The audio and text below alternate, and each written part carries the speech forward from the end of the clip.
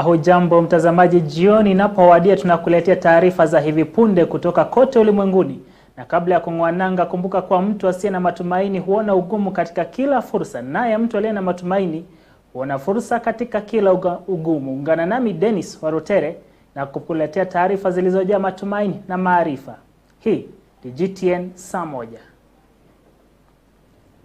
Chama cha wanasheria nchini LSK kimeitaka idara ya mahakama kuwa thabiti kufuatia hatua ya Rais William Ruto kuwashambulia maafisa wa mahakama ambao wamewashutumu kwa ufisadi na kuhujumu ajenda ya serikali yake. Hii ni kufuatia maandamano ya amani yaliyotekelezwa na wanasheria hawa mjini Nairobi wakiapa kutetea mahakama, katiba na utawala wa sheria. Wanasheria hawa wameonya kuwa nchi iko katika hatari ya kutoendelea kiuchumi au kijamii iwapo matumizi ya mahakama yatazuiwa. Sinaida Shege anaarifu zaidi. Chama cha wanasheria nchini LSK kimeitaka idara ya mahakama kuwa thabiti kufuatilia hatua ya Rais William Ruto kwa kile wanasema mashambulizi yake kwa maafisa wa mahakama ambao amewashutumu kwa ufisadi na kuhujumu ajenda za serikali yake. Protection of the rule of law, we are prepared to go to any length to protect the Constitution of Kenya. We are aware that the President has issued threats and has said that mambo ni matatu. We want to assure him that for all those options, we are prepared to take those options in defense of our Constitution. East Africa Law Society is deeply concerned about these persistent attacks, which also violate the principle of separation of powers and judicial independence as enshrined in the Kenya's Constitution, as well as in various international instruments, including the United Nations Basic Principles on the Independence of the Judiciary, the Bangalore Principles of Judicial Conduct, the Universal Declaration of Human Rights, the African Charter, and the Commonwealth Principles of the three arms of government. LSK wakiapa kutetea mahakama, katiba na utawala wa sheria, kionya kuwa kwamba nchi iko katika hatari ya kutoendelea kiuchumi au kijamii iwapo matumizi ya madaraka yatazuiwa. The Law Society of Kenya, the Judicial Service Commission, and the Kenyan people in condemning the attacks and urge government officials to refrain from antagonizing the operations of the judiciary with the cornerstone, which is the cornerstone of any just society. The attacks also have the unintended consequence of eroding confidence in the judicial system. It is our assertion that the rule of law is essential for the progress and prosperity of any constitutional democracy. Wakizungumza na wanahabari hii leo wakati wa maandamano ya amani mjini Nairobi, Rais wa LSK Eric Theuri ameitaka mahakama kufanya maamuzi yanayohusiana na sheria pamoja na katiba, akisema sako kwa bako watafanya kazi kwa pamoja. With our sister bar, the Law Society of Kenya, we urge all our members from Kenya to participate in the peaceful protest organized by the society. We shall, as a regional bar, continue to champion and defend the rule of law. Aidha, aliongeza kuwa walichukua kiapo cha kutetea katiba, uhuru wa mahakama na utendaji wa haki, akisema hawatapata hofu katika utetezi wa utawala wa sheria. Kati ya viongozi wengine waliojiunga katika maandamano haya ya amani ni pamoja naye Kalonzo Musyoka, Eugene Wamalwa na Kivutha Kibwana, waliomuonya rais dhidi ya kutishia majaji wanaoshughulikia kesi za ushuru ambazo wanazitaja kuwa za adhabu. Chief Justice Martha Koome and your team, we want to say as Law Society that we stand in solidarity. We are not even here to ask you to issue any favorable orders, but just as the President has said, to do the right thing under the law. If this country is not under the rule of law, then it can only mean we are under the jungle law, and that cannot happen. That's why today we want to ask Dr. William Ruto to stop his unwarranted attacks on the judiciary. If he has any evidence against any of the judicial officers, let him follow the laid down procedures. We would also not want to see this country slide back into dictatorship, into the Nyayo era, where we had an overbearing executive and a feeble judiciary, a feeble legislative arm. Haya yanafuatia matamshi ya awali ya Rais William Ruto juma moja lililopita, swala ambalo limezua utata haswa miongoni mwa viongozi katika mrengo wa upinzani. Rais akidai kuwa idara ya mahakama imekabidhiwa na maafisa fisadi ambayo amesema wanapinga miradi katika serikali yake, ikiwemo ile ya ujenzi wa nyumba za bei nafuu, jambo ambalo amesema kuwa linazuia maendeleo ya taifa. Snyder Shaya, GTN Saa Moja. Well and truly discharge my duties as an advocate.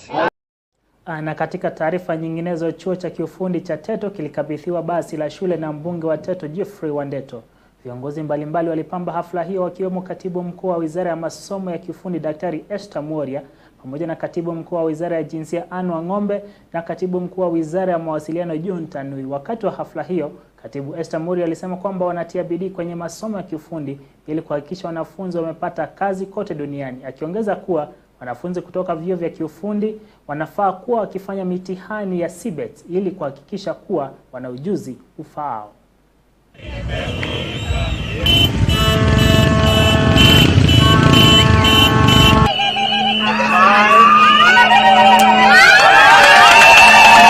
So we are on the first lane, and for a day like today, we are collaborating with the Ministry of ICT, and I have my colleague here, Engineer Tanui, in ensuring that even an institution like this one has got what we call the Gtn VDIs, the space where the young people are training to the level where they are acquiring international jobs online. So we are training on both levels, both online and physically, for those who want to go to the international world and work after graduation. We have even started training them in languages such as German, so that those who would want to migrate and go to work in the international space, where, like I've said, there is an aging population and we have already skilled them, they can now go there and work. So that is as far as international jobs are concerned. Yes, I have said that we have abolished term dates. We do not want a situation where our institutions are closing, like the primary and the secondary schools. We want to ape the space of the universities, where training goes on throughout the year, because we not only have the normal curricula that we are training in our institutions, but we also want to encourage short courses where young people can come into all our institutions, are able to take any short course that they will be interested in, and they will be examined and certified by the National Polytechnic. We are doing all we can to ensure that our young people access global opportunities. Some will be able to gain the skills from our TVETs, learn the foreign languages, and even travel to these foreign countries and work from there. We are also looking at how can we access global opportunities and work from here in our country. And for that reason, we have a number of key projects that we are implementing across the country. Central Mount Kenya region, we have had a couple of challenges, especially with our youth, and it has left them, a lot of them, as soon as they finish Form 4, we find they do not proceed to technical colleges, especially the ones who do not make it to universities. And that's why we are doing initiatives such as what we have done here. Recently we held the Teto Careers and TVET Open Day, and we brought together about 4,500 of our youth, and it is because of these sort of initiatives, like in Teto, we've seen a lot of students joining this institution. Madaktari wa kaunti ya Embu wamesitisha mgomo wao na kukubali kurejea kazini, wakisubiri mazungumzo ya kushughulikia malalamishi yao. Hatua hiyo ilijiri baada ya kikao na serikali ya kaunti hiyo siku ya Jumatano, ambapo pande hizo zote ziliafikiana kuunda kamati ya pande mbili kwa nia ya kusuluhisha masuala yaliyosababisha kuchukua hatua ya mgomo siku ya Jumanne, ikiwa ni pamoja na kutotuma makato ya kisheria, kukwama kunyimwa likizo ya masomo. Kamati hiyo inapanga kufanya mkutano wa kwanza leo na kutoa ripoti ifikapo tarehe 17 ambayo pamoja na masuala mengine itakuja na mapendekezo ya masharti ya ajira ya madaktari katika siku zijazo. Solidarity forever. Who has agreed to suspend the strike from 12th January 2024 up to 17th January 2024, when the bipartisan committee report will be tabled to the larger team chaired by the governor. Failure of both parties to agree, the industrial action will resume immediately.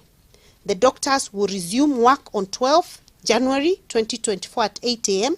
The county agreed not to victimize any doctor who participated in the industrial action. It has been agreed to form a bipartisan committee. The bipartisan committee has been tasked with the following.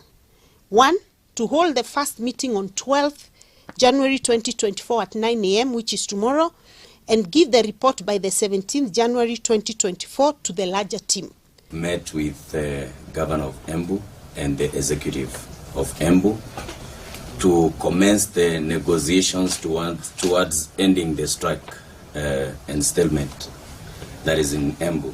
We have come up with a document that essentially we shall form a bipartisan team that shall engage in discussions and come up with a document. Meanwhile, we have decided to suspend the strike from tomorrow. So we want to ask our doctors to report to work as from tomorrow morning at 8 a.m. Then we shall be giving directions as from then.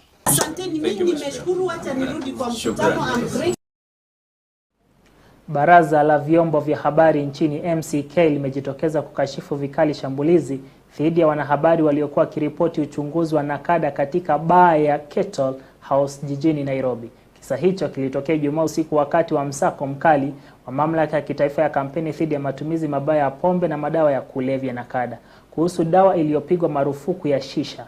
Wakizungumza na vyombo vya habari katika mji wa Nyahururu, halmashauri hiyo kupitia kwa mkurugenzi mtendaji wao Bwana David Omoyo imesema kuwa wamefungua kesi mahakamani kudai fidia ya haraka kwa waandishi wa habari waliojeruhiwa na kulipwa vifaa vyote vya habari vilivyoharibiwa na mmiliki wa klabu hiyo. Baraza hili pia limewahakikishia wanahabari wote juu ya usalama wao, likiwataka wawe macho juu ya aina ya habari watakayoitoa.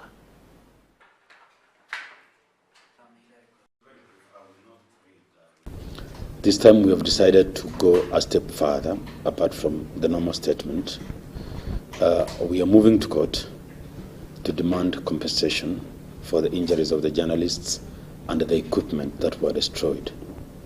The whole idea is that if you own a premise or a space, and within your space, journalists or the media gets attacked, you will be held responsible for compensating people for injuries and trauma caused and all equipment. Because we are getting into spaces where people are taking it for granted, attacking journalists, stopping them from accessing places, destroying the equipment, cameras and cards and all that. So this is just an announcement that in this case, we will move to court. We have actually instructed the lawyers, they're moving to court today to demand compensation for the trauma and injuries on the journalists and compensation for all the equipment destroyed. So while the court and the government has its criminal case ongoing, as the council, we think that compensation for equipment and injuries is one way to stop threats and injuries against journalists and hold people accountable for threatening the work of the media and interfering with the press freedom. Think about which event you are attending, so that whichever people you are to, you have the best and the worst case scenario. Unaenda mahali ni saa 7 usiku na kutakuwa kukimbishana kidogo, naita purukushani kidogo, isn't it? You must then be aware of that. So the challenge is for the journalists to know, unaenda press conference ama unaenda raid. Challenge, isn't it? Yes.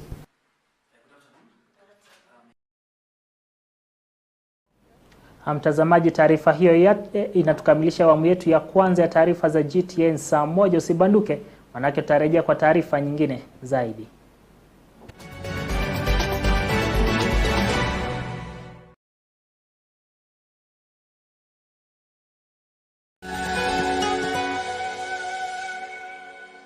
we mũrutwo nĩ warĩkire kĩrathi gĩa form 4 ndũgatangĩke rĩngĩ gwakinya nĩ thukuru wa gũthomera kothi ya wendi waku The Aberdeen Technical College Karatina marĩ haha nĩ ũndũ waku marakũmenyithia ũyani wa January intake nĩ ũrathiĩ na mbere nĩ mathomithagia kothi nguhĩ ta hospitality management kana catering, hairdressing and beauty, videography, photography, computer studies, driving school na ho ICDL.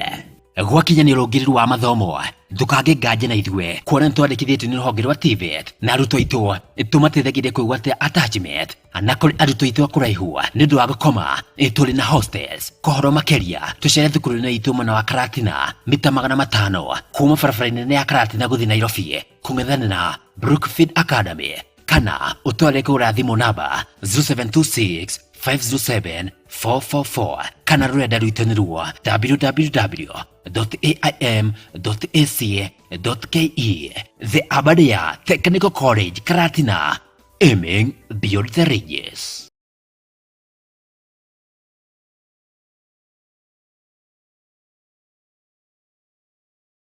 GTN TV, the home of gifts and talents, presents you with an opportunity to advertise your businesses, death and funeral announcements, wedding and dowry ceremonies, announcements for government meetings and those of other registered groups or organizations, and many more at affordable prices.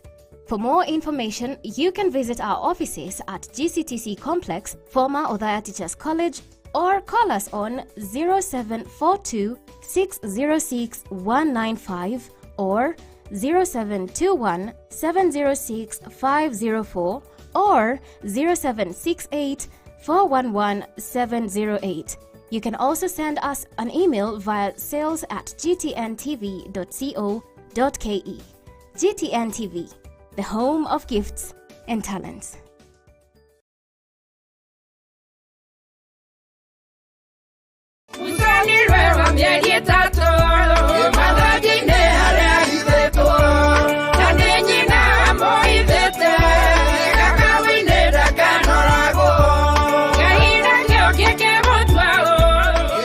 Kwĩgwatĩra Musa kũrĩra kwa Jethero Ro Andy Wawa featuring Elizabeth Nyambere tasikiza tuni ya thimũ yaku hihinya *837 *3260# ũkenagie harĩa marakũrĩra thimũ na rũgambi rũrũ.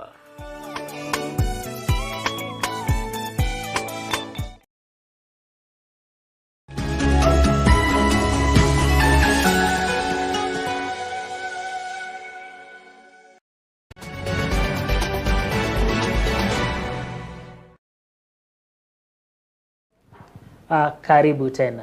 Wakazi wa Gakendo katika eneo la Mukoroine kaunti ya Nyeri walikumbatia soko la kipekee. Soko la Gakendo ni soko ambalo huwaleta pamoja wauzaji na wanunuzi kutoka sehemu mbalimbali kote nchini katika shughuli ya uuzaji na ununuzi wa mifugo. Soko la mifugo hunoga mno katika mwezi wa Aprili, Agosti na Disemba. Ripota wetu Gitonga Ndweri alifika katika soko hilo na kutuandalia taarifa hii.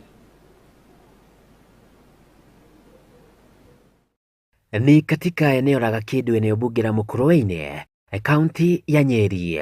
Hapa tunavutiwa na umati wa watu, ikiwa ni soko la kipekee ambalo ni soko la mifugo, wauzaji na wanunuzi wakijumuika hapa katika shughuli za aidha kununua au kuuza.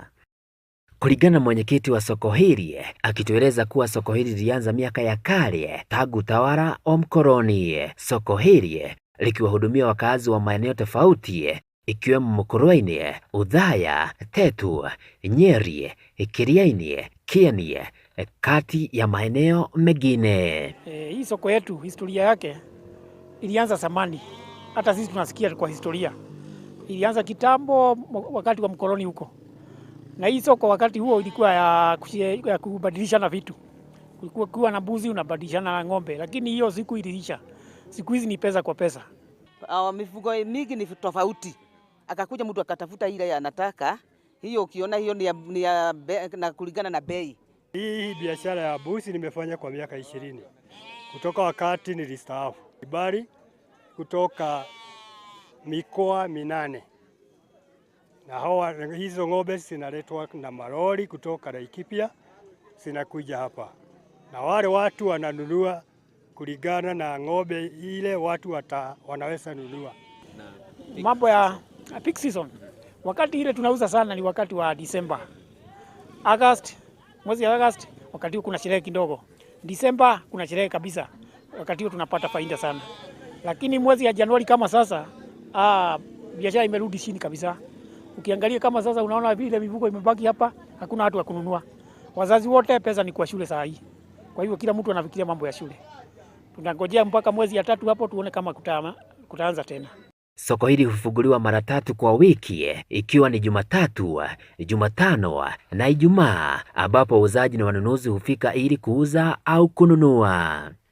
Soko hili la Gakindu huwa limewafungulia milango wote wanataka kujihusisha na shughuli hizi, wauzaji wakifika hapa na mifugo yao ikiwemo kondoo, mbuzi au ng'ombe. Hii soko ni soko imesaidia watu wengi sana. Wale wanakuja kufanya biashara hapa, wale wanauza, wale wananunua, wanafaidikia kwa hii soko sana. Hii soko imesaidia watu karibu, wale wanalea watoto, wengine wanasomesha watoto wao, wanafaidikia kwa hii soko yetu. Kwa hivyo soko yetu ni ya maana. Ikishikwa vizuri na serikali ya kaunti, hata kaunti nao watapata pesa kwa hii soko. Kwa njia ya kuigiza buzi au kondoo yako, unalipa ada ya shilingi 20 kwa kila buzi au kondoo ili uweze kuruhusiwa kujitwika ndani na kuanza kuuza katika soko hili. Pamoja na hayo, wakitupilia mbali habari za kuwa soko hili huwa linaendesha shughuli za ubadilishanaji wa kitu na kingine, wakisema hali kwa sasa ni ubadilishanaji wa mali kwa pesa, wakisema kuwa hali kwa sasa ni ubadilishanaji wa mali na pesa, kinyume na miaka ya kale ambapo mali ilikuwa inabadilishwa kwa ingine. Kuna biashara ya kugeuza vitu kwa vitu hapa, kwa sababu kuna watu wananunua busi, lakini huwezi kugeuza busi kwa busi bila pesa. Hiyo biashara ilifanywa wakati yule Kenya, hata rupii ile ilitoka India ndio ya kwanza hapa Kenya yote. Kwa hivyo hapa hakuna mtu ana exchange busi kwa busi, au busi 5 zinatoa kwa ng'ombe moja. Watu wanatoa pesa, lakini kuna wakati wanaenda mfukoni wanaongeza, lakini hiyo si barter trade. Kwa upande wao tunapatana na wanunuzi ambao wametoka katika sehemu tofauti, ambao wamefurahishwa na soko hili, wakisema limewasaidia katika kupunguza shughuli katika kutafuta mifugo ambayo wanaenzi.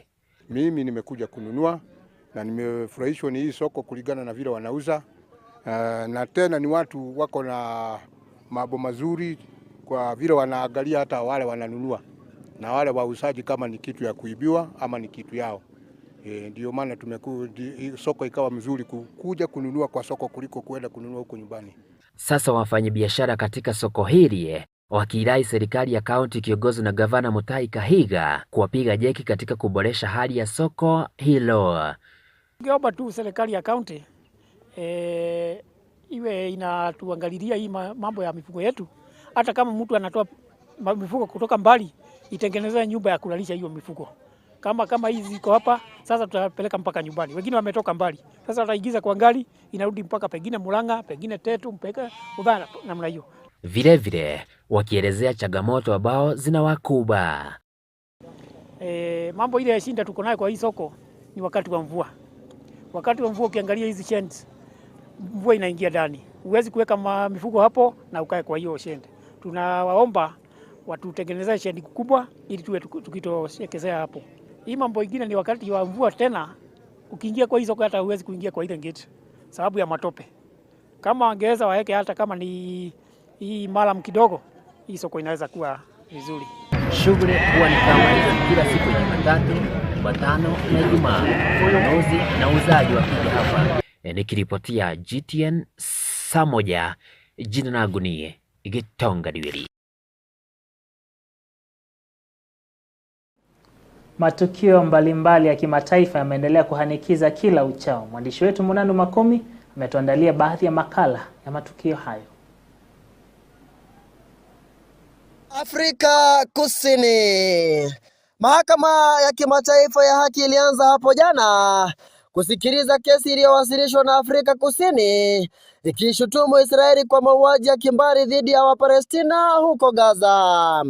Taifa hilo linataka mahakama iamuru Israeli isitishe kampeni yake ya kijeshi huko Gaza, ambapo Israeli imeita kesi hiyo kuwa ni kashfa na inafanya kila iwezalo kuwalinda raia nchini Gaza. No armed attack on a state territory, no matter how serious, even an attack involving atrocity crimes, can provide any justification for or defense to breaches to the convention, whether as a matter of law or morality. Israel's response to the 7th of October 2023 attack has crossed this line and give rise to the breaches of the convention. As previously mentioned, the violence and the destruction in Palestine and Israel did not begin on the 7th of October 2023. The Palestinians have experienced systematic oppression and violence for the last 76 years. At least since 2004, Israel continues to exercise control over the airspace, territorial waters, land crossing, water, electricity, and civilian infrastructure, as well as over key government functions. The attempt to weaponize the term genocide against Israel in the present context does more than tell the court a grossly distorted story. And it does more than empty the word of its unique force and special meaning. It subverts the object and purpose of the convention itself. Democratic Republic of Congo.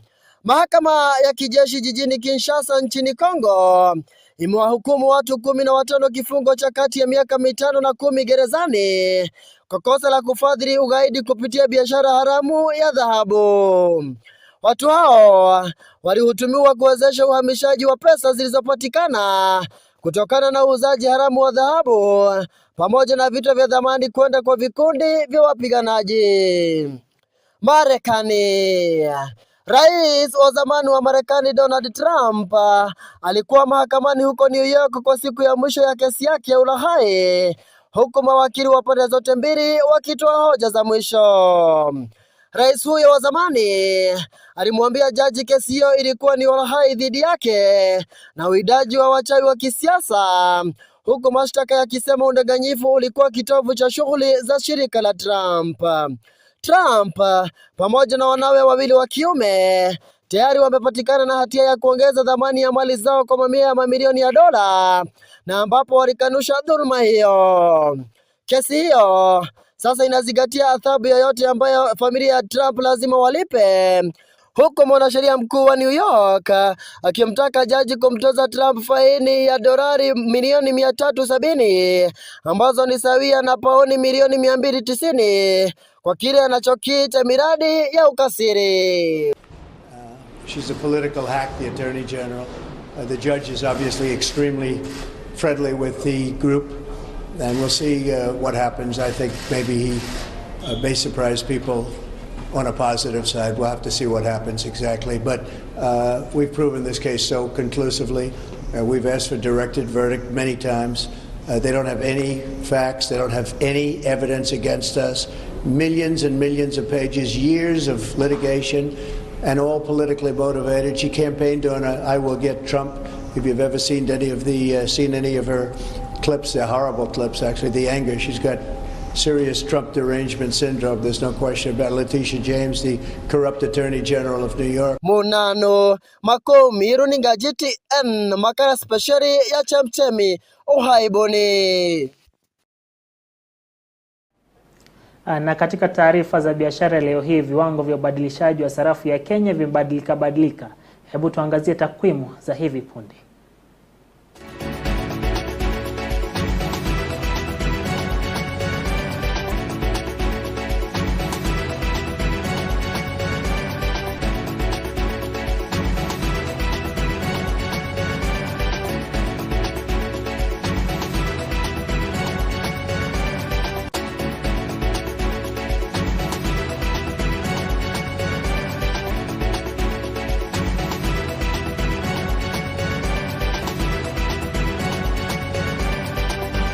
Katika taarifa za spoti ni kwamba KCB FC imeimarisha kikosi chake katika awamu ndogo ya usajili ya Januari kwa kusajili wachezaji 7 wapya, huku timu hiyo ikijiandaa kurejea kwa ushindi katika mpambano wao wa Jumapili wa ligi kuu ya FKF dhidi ya Ulinzi Stars ugenini uwanjani Ulinzi Complex.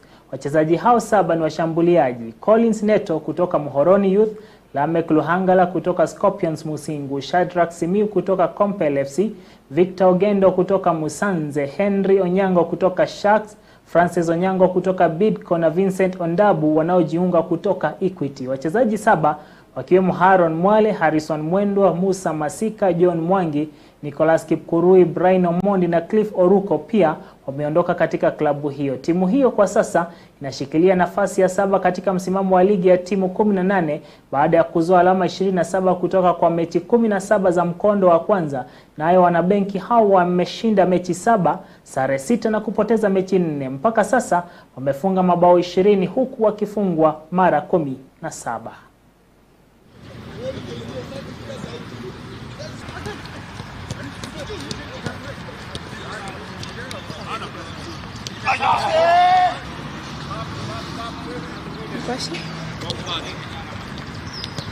Filfiti, nashukuru KCB, fraternity yote, nashukuru coach. Kwa hiyo imani amekuwa nao kwangu kunirudisha. Thank pia God, bila yeye ingewezekana. First of all, tulisuffer setback last game, of which Sunday itakuwa game tricky, but tuko ready. To me, pia mimi niko ready, na pray God nipige debut, of which na hope ndascore. Kuje win, wakam kwa wingi. We need just to come up with another plan against Ulinzi. Nadhani the week imekuwa successful in terms of players ku participate katika sessions ambazo tumekuwa nazo karibu 4-5. Again, we have some new players, additional players. So far tumepoteza more than 12 players.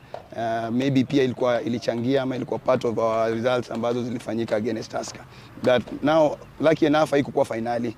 It was just a league game ambao tunakuwa na moment ingine tena ya kuirekebisha against Ulinzi. So I think kumekuwa na atmosphere kwa camp iko nzuri sana, kila mtu ako na morale. I think tumebrush off the 5-0 results. Now we are ready to come back again stronger against Ulinzi.